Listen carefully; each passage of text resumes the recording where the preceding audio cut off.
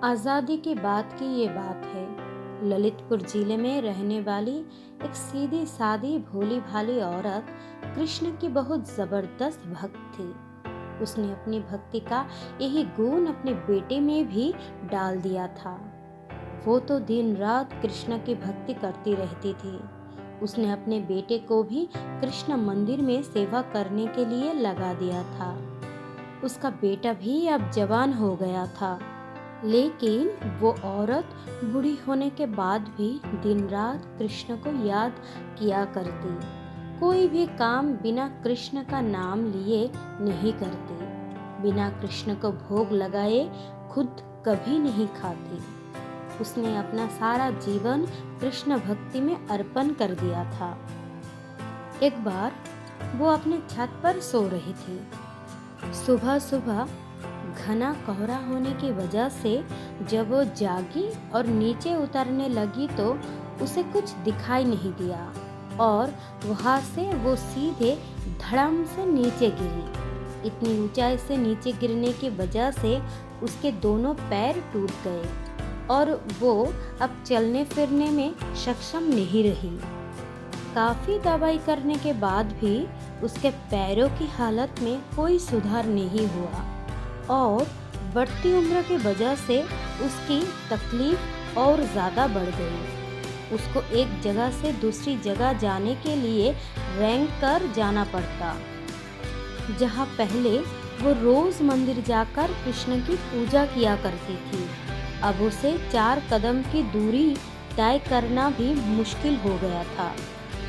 कई दिन ऐसे ही बेबसी में बीत गए। एक दिन उस औरत को कृष्ण पर काफी गुस्सा आ गया था। वो सोच रही थी जिस कृष्ण के लिए मैंने अपनी सारी जिंदगी खपा दी, उसने मुझे चलने लायक भी नहीं छोड़ा। अपनी भक्त के साथ कोई ऐसा करता है भला?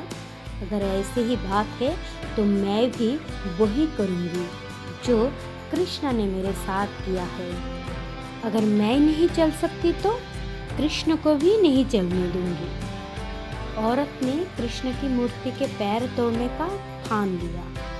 उसका बेटा खुद ही मंदिर की देखरेख करता था, इसलिए मंदिर की चाबी भी उसके पास रहती थी। एक दिन सवेरे सवेरे बेटे के उठने से पहले औरत ने उसके तकिया के नीचे से मंदिर की चाबी निकाली। वो किसी तरह बड़ी मेहनत से रेंगते हुए मंदिर तक पहुंची। मंदिर का दरवाजा खोला और गर्भगृह में घुसकर दरवाजा अंदर से बंद कर लिया। यह घर पर बेटा अपने समय के हिसाब से जागा तो देखा कि उसकी माँ घर पर नहीं है। फिर उसने मंदिर जाने के लिए चाबी ढूंढी। तब चाबी नहीं मिली तो वो दौड़कर मंदिर तक पहुंचा। उसे लगा कि जरूर किसी चोर ने उसकी चाबी चुरा ली है और वो अब कृष्ण के मूर्ति पर लगे सोने चांदी के जेवर चुरा रहा होगा, इसलिए गर्भगृह का दरवाजा अंदर से बंद है।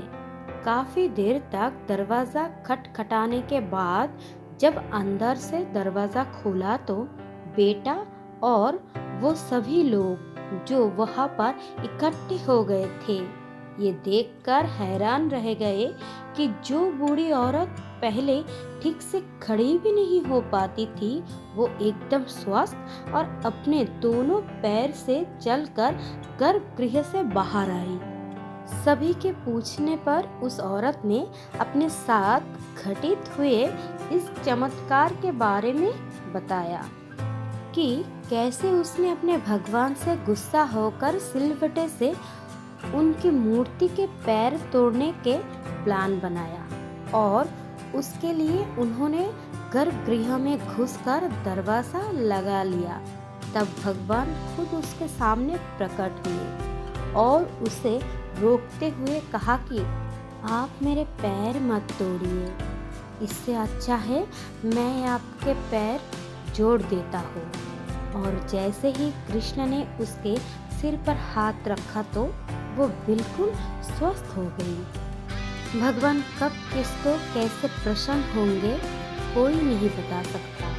लोगों को लगेगा कि इस औरत को भगवान ने भय से दर्शन दिए, लेकिन उसमें भी उस औरत की जीवन भर का समर्पण और भक्ति छुपी हुई है।